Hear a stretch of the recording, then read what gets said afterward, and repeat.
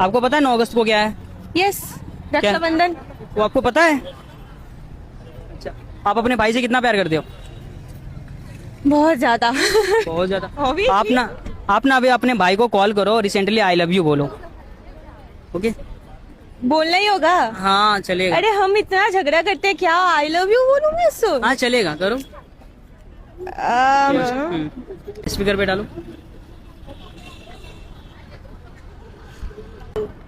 Hello. हाँ भाई सुनना, आई लव यू। अरे सुनो सुनो सुनो सुनो, अरे ये सामने वो रक्षाबंधन आने वाला है ना, तो मुझे कुछ स्पेशल गिफ्ट चाहिए। क्या चाहिए तुझे? भाभी चाहिए रे।